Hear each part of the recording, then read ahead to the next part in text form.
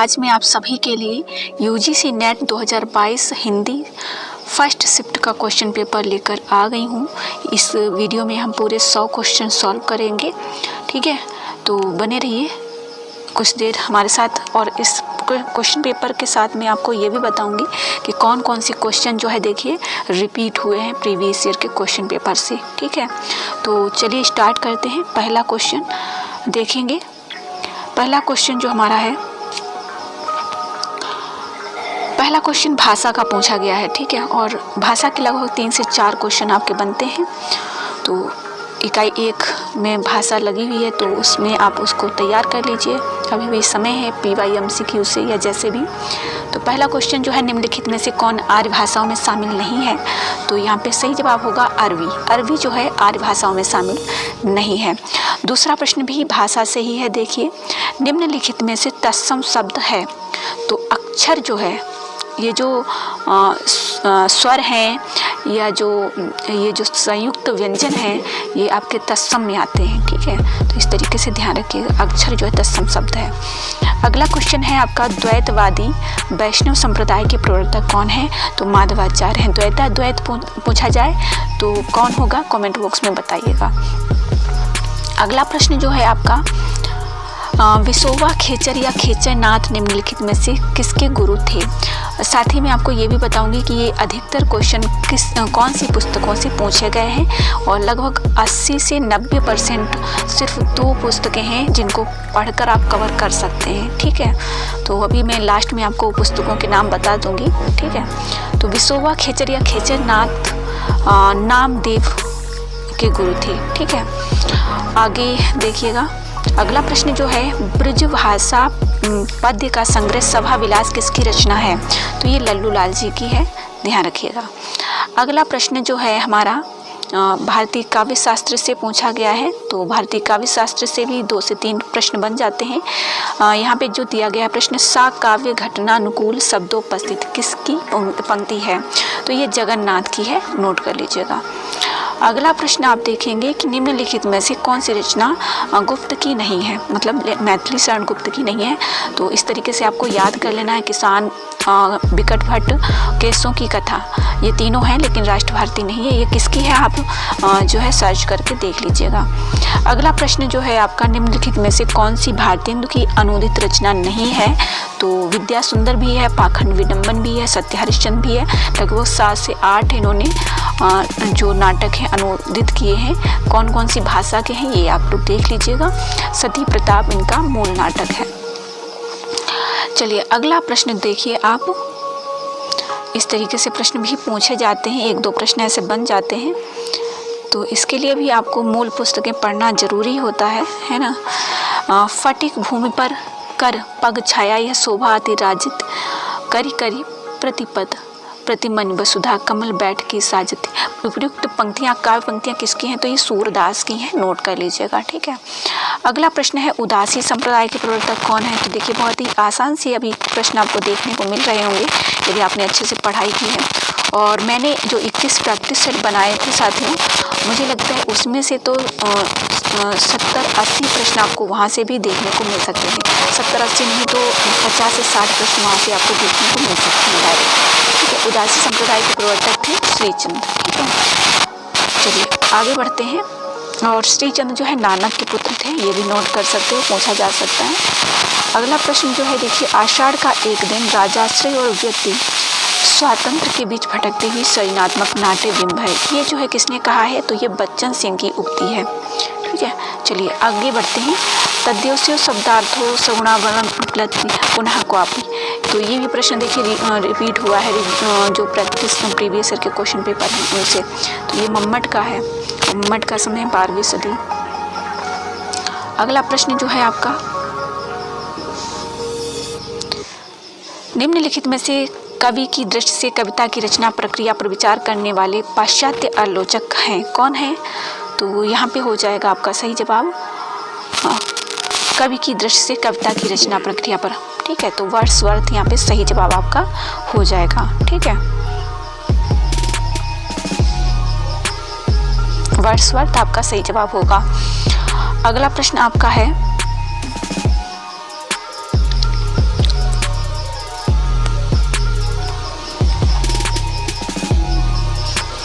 अगला प्रश्न है कविता की भाषा विरोधाभास की ही भाषा होती है, ये क्लिंट बुक्स हैं उन्होंने कहा है। तो ऐसे प्रश्न जो है आप देख सकते हो। अगला प्रश्न जो है आपका कि निम्नलिखित में से किसकी पुस्तक का नाम द्वंद्ववादी तर्क की समीक्षा है, क्रिटिक ऑफ डायलेक्टिक रीजन। तो ये आपकी सात्र की पुस्तक है, ठीक है, सात्र ने लिखी और सात्र है अस्तित्ववादी, ठीक है, ये भी आपको ध्यान रखना है। सात्र है, निश्चय है, ये क्या है, अस्तित्ववादी है। अगला प्रश्न है आपका कि विभ्रम और यथार्थ के लेखक हैं कॉर्डवेल, ठीक है, कॉर्डवेल ने यह रचना लिखी है। अगला प्रश्न आपका है, ये आपकी सिलेबस से ही लगा हुआ है प्रश्न यहाँ पे, पृथ्वीराज रासो से, कि देवगिरी को जीतकर दिल्ली आने के बाद चामुंडराय दाहिम ने पृथ्वीराज को किस वाद के लिए प्रेरित किया था। तो रेवा तट पर मृगया के लिए, ठीक है, मृगया के लिए जो है प्रेरित किया था। अगला प्रश्न आप देखेंगे, गोरी सुंदर पातली केसर काले रंग, ये जो पंक्ति है इसका अर्थ जो हो जाएगा यहाँ पे इस पहले का अरहर हो जाएगा, ठीक है। अगला प्रश्न आपका जो पूछा गया है, स्वच्छंद वृत्ति वालों की संवेदना अनेक प्रकार की हो सकती है। तो यहाँ रामचंद्र शुक्ल नहीं है, विश्वनाथ प्रसाद मिश्र की ये जो है पंक्ति ली गई है। अगला प्रश्न है यहाँ पे 20 नंबर आप देखेंगे कि जही पंखी के नियर हुई कह विरह की बात। तो इस पंक्ति में जो है क्या दिया गया है, इसका अर्थ क्या है, ठीक है, ये पूछा गया है। तो चलिए देखते हैं इसका सही जवाब क्या होगा।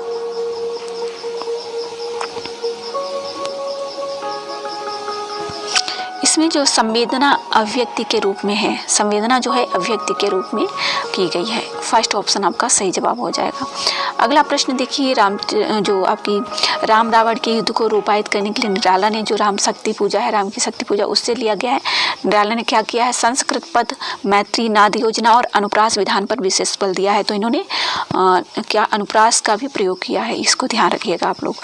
अगला प्रश्न जो है आपका यहाँ पे कि ऋतु वसंत का सुप्रभात था, मंद मंद था, अनिल बह रहा।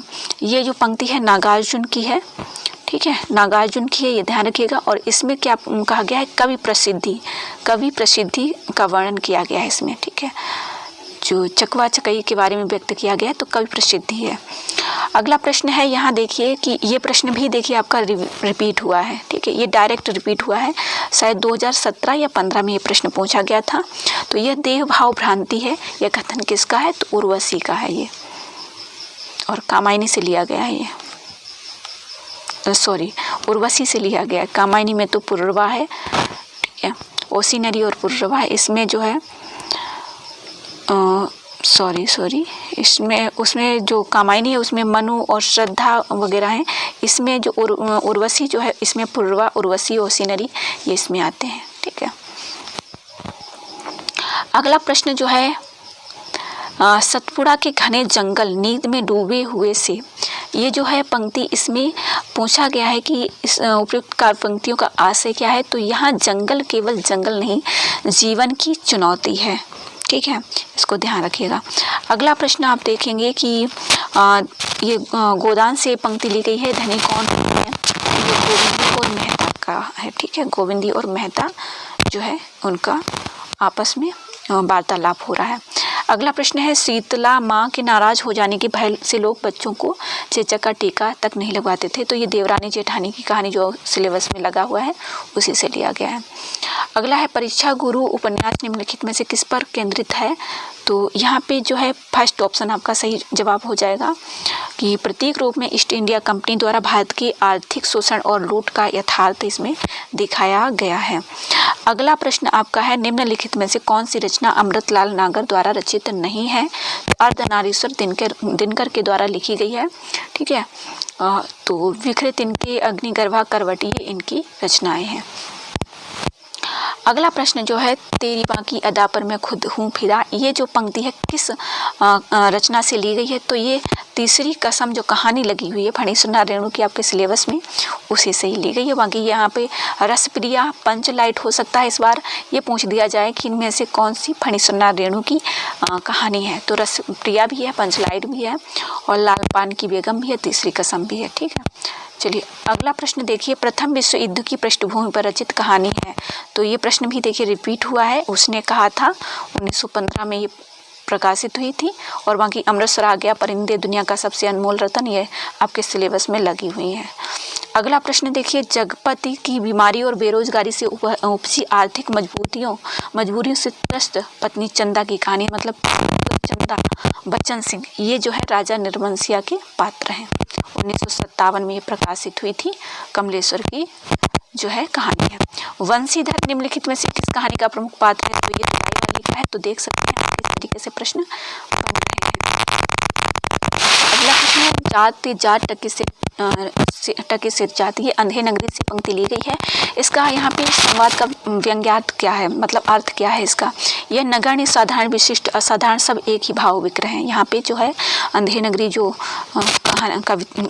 नाटक है उसमें पुरोहित के अनुसार रामगुप्त का ध्रुव स्वामी पर कोई अधिकार नहीं है, क्योंकि वह गौरव से नष्ट और आचरण से पतित है। ठीक है, ये ध्यान रखना है आपको।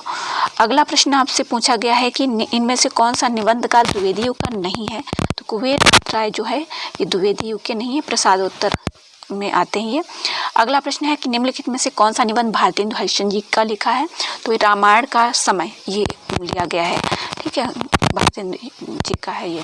अगला सही परिवार पृष्ठभूमि इस आत्मकथा का प्रथम अध्याय है। तो साथियों बता दूं कि मैंने एक क्लास बनाई है जिसमें मैंने दलित आत्मकथाएं पढ़ाई हैं, तो उसको जरूर देख लीजिएगा। लिंक आपको डिस्क्रिप्शन बॉक्स में मिल जाएगी। जूठन 1995 में प्रकाशित हुई थी। ठीक है, ओम प्रकाश वाल्मीकि है। और यहाँ पे मुर्दही आया है। मुर्दही तो तुलसीराम की है। इसका दूसरा भाग मणिकर्णिका नाम से आया था। तो भेड़िया ये किसकी है? धर्मवीर की है। और अपने अपने पिंजरे ये किसकी है? कमेंट बॉक्स में बताइएगा। और इसके भी दो भाग आए, एक तो 1997 में और दूसरा 2002 में 2013 में। ठीक है, 2013 में। तो भूथई परिवार जो है मुर्दहिया में आता है। ठीक है, अगला प्रश्न है, हरिवंश राय बच्चन ने अपने पूर्वजों का आत्मकथा के किस खंड में किया है? तो क्या भूलूं क्या याद करूं, ये चारों ही हरिवंश राय बच्चन की आत्मकथा है। मतलब हरिवंश राय बच्चन की जो आत्मकथा है 4 भागों में प्रकाशित हुई थी। भेड़ का निर्माण थे, बसेरे से दूर, 10 द्वार से सोपान तक, और क्या भूलूं क्या याद करूं। इनका प्रकाशन वर्ष आप लोग याद कर लीजिएगा। अगला प्रश्न जो है, मुक्तिबोध की रचना है एक साहित्य की डायरी। ठीक है, नेक्स्ट देखिए 2 नंबर तो ये पक्का ही है। ये प्रश्न बराबर पूछा जा रहा है, हर बार पूछा जाता है, तो इसको नोट कर लीजिए। आवारा मसीहा के साहित्यकार के जीवन पर आधारित है। और ये वाला प्रश्न भी रिपीट हुआ, मतलब मुझे लगता है 10-20 प्रश्न जो है डायरेक्ट रिपीट हुए हैं। मतलब 40 नंबर आपको प्रीवियस ईयर के क्वेश्चन पेपर से मिलने वाले हैं। ठीक है, आवारा मसीहा के साहित्यकार के जीवन पर आधारित ग्रंथ है, तो शरद चंद्र के जीवन पर आधारित है। अगला प्रश्न है, भला हुआ जो मारियां, तो ये पंक्ति जो है आपको रामचंद्र शुक्ल के इतिहास में देखने को मिलेगी। तो यहाँ पे ए और डी सही हो जाएगा। ठीक है, हे बहना अच्छा हुआ तो मेरा कंठ मारा गया, हे बहन के मारे जाने से मैं खुश हूँ, क्योंकि मैं सखियों के बीच लज्जा से बच गई। ये जो है इसकी इसमें सही आंसर है। अगला प्रश्न यहाँ पे देखेंगे आप लोग कि पद्माकर भट्ट के में रामचंद्र शुक्ल का विचार क्या है? तो इन्होंने ए और सी 2 सही हो जाएंगे। ठीक है, अगला प्रश्न आप देखेंगे कि नंददास के बारे में रामचंद्र शुक्ल के विचार हैं, तो ए और बी सही हो जाएगा, क्योंकि रास पंचाध्याय सोरठा में नहीं, किस में लिखी है, किस में लिखी गई, ये भी देखिए आपका जो है रिपीट हुआ है। ये रोला छंद में लिखी गई है। और यहाँ पे जो दिया गया नहीं पाए जाते हैं पद विन्यास तो पाए जाते हैं। ठीक है, तो यहाँ पे आपका ए और बी सही हो जाएगा। अगला प्रश्न आप देखेंगे, छायावाद से संबंधित क्या सही जवाब होगा? तो इसमें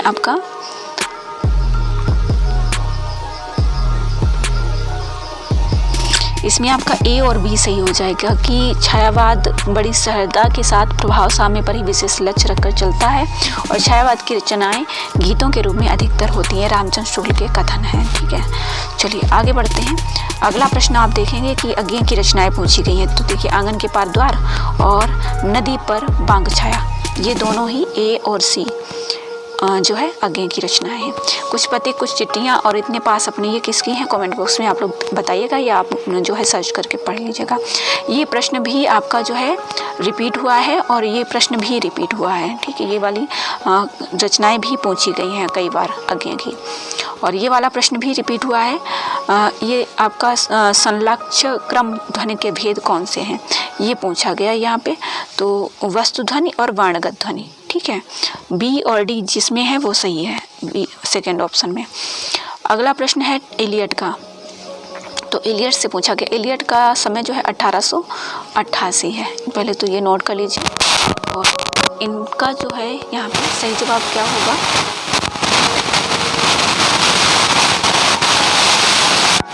ए और सी जो है सी। कविता आत्मगत अभिव्यक्ति से पलायन है और कवि काव्य का माध्यम भर है। चलिए आगे देखिए। अगला क्वेश्चन है विद्यापति की पदावली में वर्णित मुख्य विषय कौन से हैं। तो एक तो वैसंधि हो गया, दूसरा अनमेल विवाह हो गया, बी और डी। थर्ड ऑप्शन आपका सही जवाब हो जाएगा। अगला प्रश्न रामचरितमानस से है। तो इसमें तुलसीदास की कौन सी बातें सही हैं। तो इसमें क्या है आपका, इसमें क्या सही होगा, ए और डी इसमें सही हो जाएगा। मेरे समान कोई दूसरा दीन नहीं है, इसलिए हे राम मेरी भवबाधा को दूर करो। और डी है जिस तरह कामी को स्त्री और लोभी को धन प्रिय है, उसी तरह हे राम तुम हमेशा मुझे प्रिय हो। ये इसका सही जवाब हो जाएगा।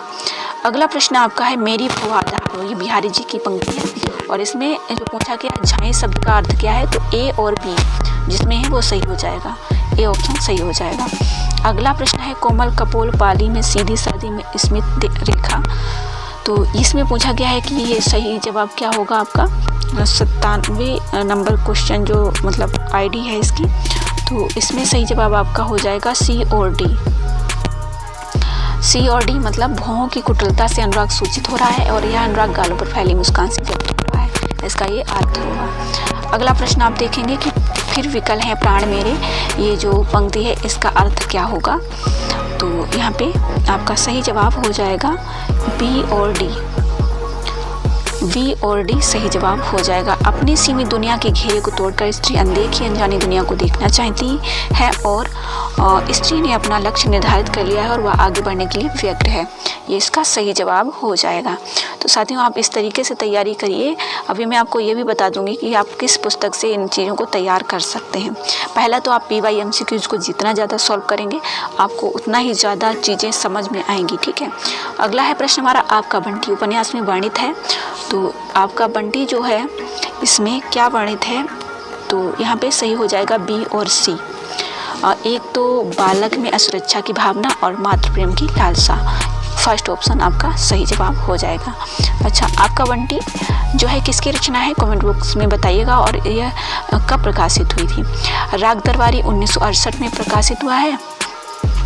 सोनी घाटी का सूरज, अज्ञातवास, ठीक है, ये इनकी रचनाएं हैं। मकान है, पहला पड़ाव है, बिस्मिलपुर का संत है, ये किसकी रचनाएं हैं, श्रीलाल शुक्ल की रचनाएं। तो यहाँ पे राग दरबारी उपन्यास में व्यक्त हुआ है, क्या व्यक्त हुआ है ये आपको बताना है। तो यहाँ पे सही जवाब आपका हो जाएगा बी और डी। ग्रामीण करुणाई जिंदगी की आलोचना और कस्बाई जीवन की व्यंग्यपूर्ण अभिव्यक्ति दोनों इसमें व्यक्त किया गया। झूठा सच जो है इसमें क्या वर्णन किया गया है। तो इसमें आपका हो जाएगा वी और डी, फर्स्ट ऑप्शन। आयन की उत्पादक आशंका और सांप्रदायिक विदेश की आग में मानवीय संवेदनाओं की हत्या, ये इसमें दिया गया है, ठीक है। अगला प्रश्न आप देखेंगे शेखर एक जीवनी उपन्यास की विशेषताएं क्या है। तो एक तो ये मनोवैज्ञानिक उपन्यास है, तो ए सही हो जाएगा इसमें। उसके बाद में इसका कोई भी पात्र असामान्य मानसिकता से ग्रस्त नहीं है। देखिए ए और डी सही होना चाहिए इसमें। देखते हैं क्या सही होगा।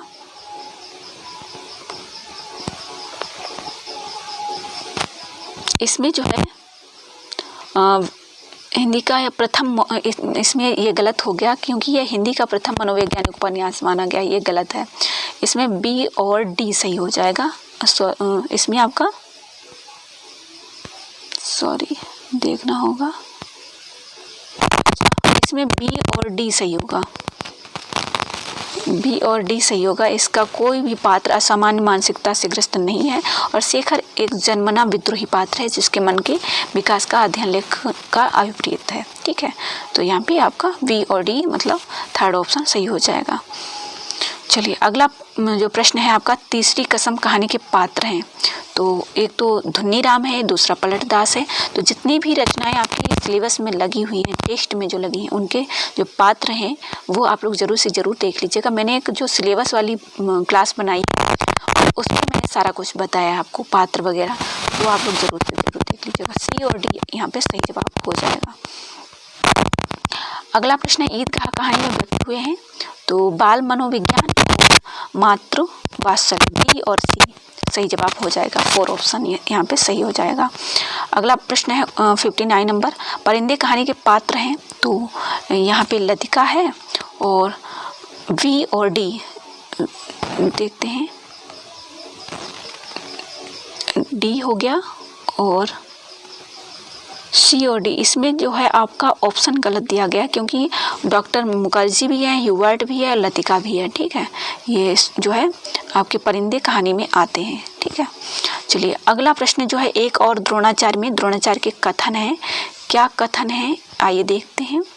तो डायरेक्ट आपसे अभी भी पूछा जा सकता है आगामी एग्जाम में, ठीक है। मैच करने के लिए ये जो है किस रचना से है ऐसे करके।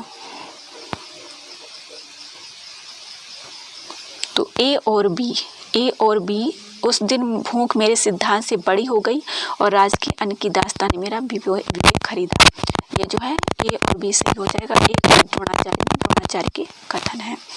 अगला प्रश्न जो है आपका देवसेना के कथन है। कौन से देवसेना के कथन है? तो देखिए बहुत ही अच्छा प्रश्न बना है। इसमें बी और सी जो है सही होगा। पवित्रता की माप है मलिनता और सुख का आलोचक है दुख और पुण्य की कसौटी है पाप। विजया आकाश के सुंदर नक्षत्र आंखों केवल देखे ही जाते हैं।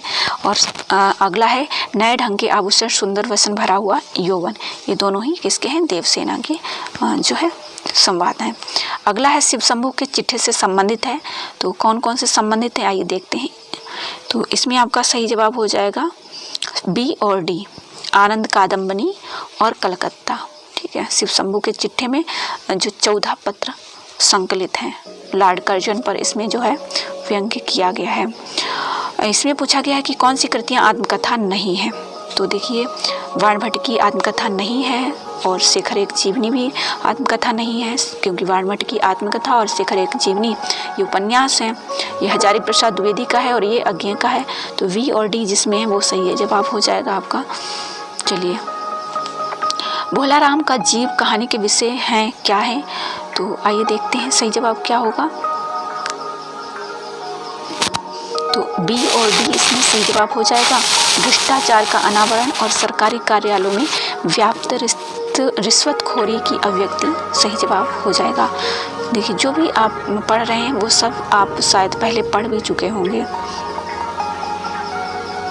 इसमें जो है सही जवाब आपका ए और सी हो जाएगा। संस्मरण की पुस्तकें हैं नंगा तलाई का गांव और आगे दिन पाछे गए। ये देख लीजिएगा एक बार किसकी रचनाएं हैं। अब यहाँ पे मैच करना है आपको कि कौन सी रचना किसकी है, ठीक है। ये मैचिंग वाले क्वेश्चन है। तो इसमें सही जवाब आपका हो जाएगा सी ऑप्शन कि आचार्य रामचंद्र शुक्ल और हिंदी आलोचना ये रामविलास शर्मा का है।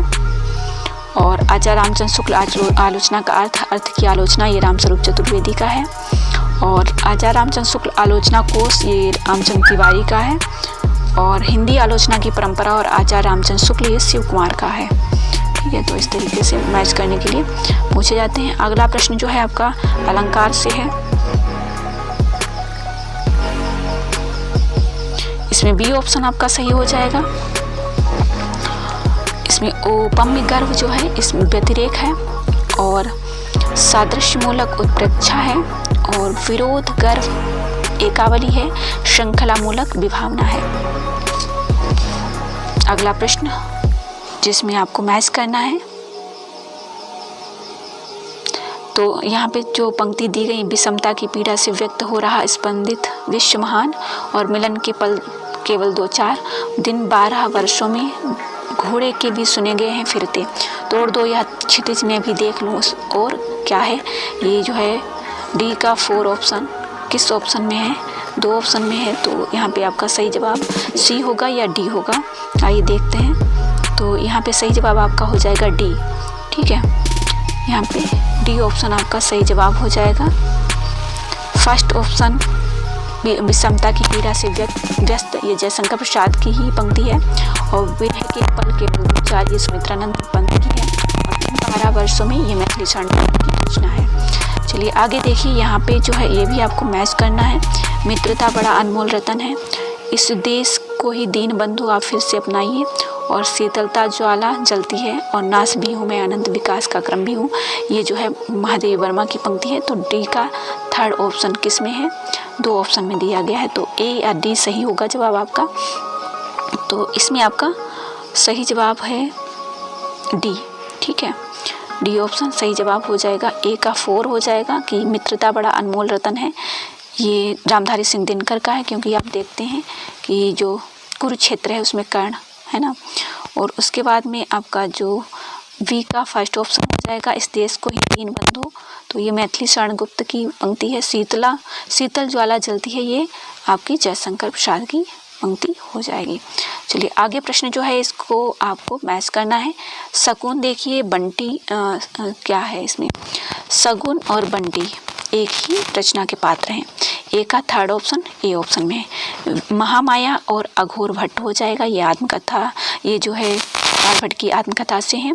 पार्वती और रामबोला, हलीमा और सौदागर सिंह। ठीक है, चलिए आगे बढ़ते हैं। फिर यहाँ पे आपको मैच करना है शेखर और सरस्वती।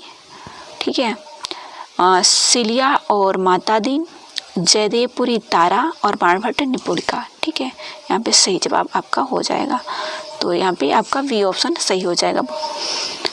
अगला प्रश्न जो है हमारा 72 नंबर, जिसको हमें मैच करना है। मालती जो है गैंग्रीन से, ए का 4 हो जाएगा, तो थर्ड ऑप्शन सही हो जाएगा। बजीरा सिंह जो है उसने कहा था, और बुद्धगुप्त आकाशदीप का है, लाल मोहर तीसरी कसम में है। ठीक है, अगला प्रश्न आप यहाँ पे देखेंगे, इसको भी हमें मैच करना है। तो विदुर क्या कहते हैं? गांधारी है, अश्वत्थामा है और संजय है, तो इसमें आपका सही जवाब हो जाएगा वी ऑप्शन, इसमें सही जवाब हो जाएगा। ए का हो जाएगा 4। विदुर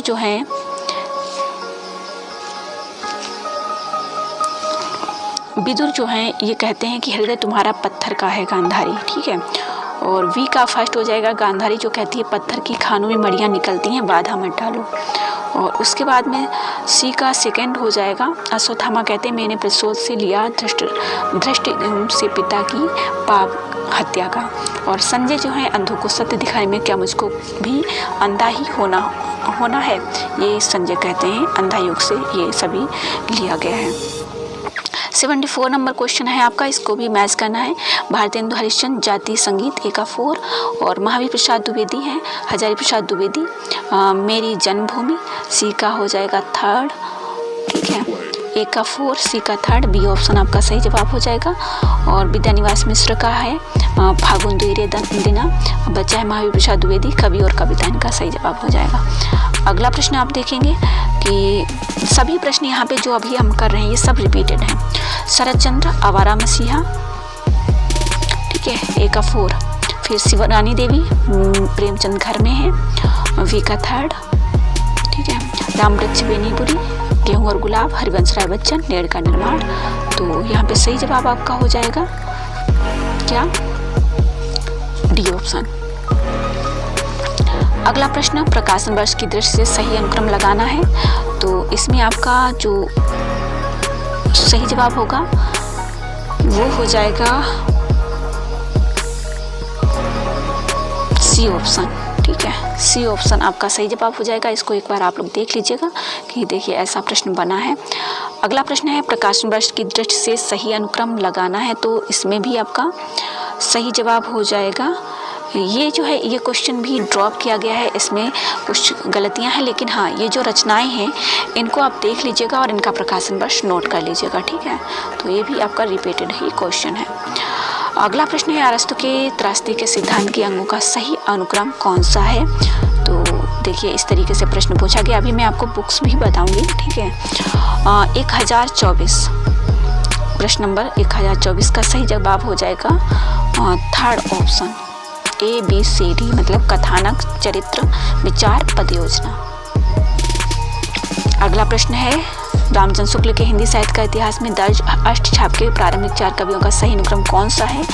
तो इसमें जो सी ऑप्शन आएगा पहले परमानंद दास, कृष्णदास, फिर सूरदास, फिर नंददास। ठीक है, वैसे इसमें तो गलत दिया गया क्योंकि नंददास जो है सबसे छोटे हैं इनमें, तो नंददास जो है सबसे बाद में आएंगे। ठीक है, चलिए आगे देखते हैं। कामायनी के निम्नलिखित सर्गों का सही अनुक्रम बताना है। तो यहाँ पे सही जवाब आपका हो जाएगा सी ऑप्शन ABCD मतलब स्वप्न, संघर्ष, निर्वेद, दर्शन, और फिर उसके बाद में आनंद आ जाएगा। अगला प्रश्न है, निम्नलिखित उपन्यासों का प्रकाशन वर्ष के अनुसार सही क्रम बताना है। तो देवरानी जेठानी की कहानी सबसे पहले आएगा 1870, फिर आपका आएगा नूतन ब्रह्मचारी 1886, फिर परीक्षा गुरु 1882, निस्सहायेंदु 1890। तो सबसे बाद में ए ऑप्शन इसमें है। ठीक है, तो यही सही आपका हो जाएगा। चलिए अगला प्रश्न देखिए, आपका है कि प्रकाशन वर्ष के अनुसार सही क्रम लगाना है।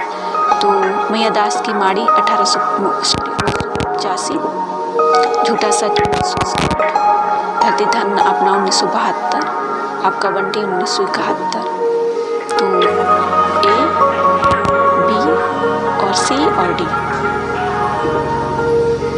नहीं, C जिसमें पहले आएगा वो सही होगा। तो यहाँ पे 4 ऑप्शन आपका सही जवाब हो जाएगा क्योंकि झूठा सच सबसे पहले आएगा 1960, फिर आपका धरती धन्ना अपना, वैसे इसमें जो है थोड़ा सा मिस्टेक दिया गया है, धरती धन्ना अपना 1972 हो जाएगा और आपका बंटी 1971। चलिए अगला प्रश्न है, इसमें भी आपको क्रम से लगाना है। तो इसका सही जवाब आपका हो जाएगा बी ऑप्शन CBDA। सी नीलम देश की राजकन्या और पिंजरा, उसके बाद में जयदो, फिर अग्निखोर। अगला प्रश्न है, इसको भी आपको क्रम से लगाना है। बकरी 1974, 1998, मादा केक्टस 1959, कोणार्क 1951। अब इसमें सबसे पहले कौन सा आएगा? D option. तो ये आपका सही जवाब हो जाएगा, थर्ड ऑप्शन।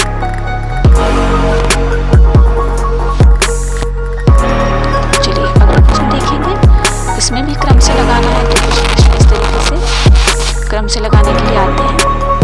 तो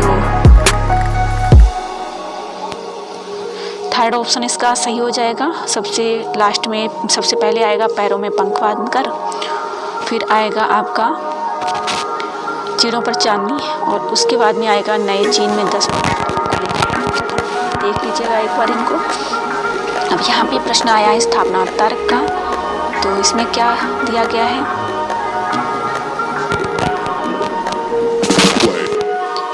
कि क्योंकि मनुष्य सृष्टि का निर्माता है, कारण ईश्वर की सृष्टि है। सही है। इसमें जो आपका तर्क है कि डार्विन का मानना है कि ईश्वर सृष्टि का निर्माता नहीं है, ये डार्विन मानता है, ये सही है। लेकिन यहाँ पे लिखा है कि क्योंकि मनुष्य सृष्टि का निर्माता है, कारण कि ईश्वर की सृष्टि है, ये गलत है। ठीक है, अगला प्रश्न, इसको भी मैच करना, इसमें भी स्थापना और तर्क का प्रश्न है कि कार्ल मार्क्स का मानना है कि पूंजीवादी व्यवस्था में व्यक्ति अपना उत्पाद बेचने के कारण उससे अजनबी हो जाता है, और तर्क है क्योंकि अपने उत्पाद को पूंजीवादी सत्ता के हाथ बेचना व्यक्ति की मजबूरी है। तो ये दोनों ही सही हो जाएंगे। अगला प्रश्न आपका है,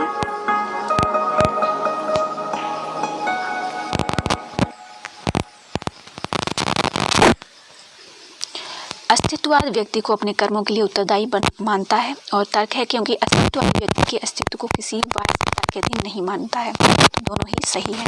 कौन कौन अस्तित्ववाद में आते हैं आप कमेंट बॉक्स में बता सकते हो। तो अगला प्रश्न हमारा है, इसमें कहा गया है कि स्त्री पुरुष में अधिकारों की समानता संभव नहीं है। तर्क है क्योंकि स्त्री पुरुष की जैविक संरचना में भिन्नता है। तो ए सही नहीं है और आर सही है। अगला प्रश्न जो है आपका,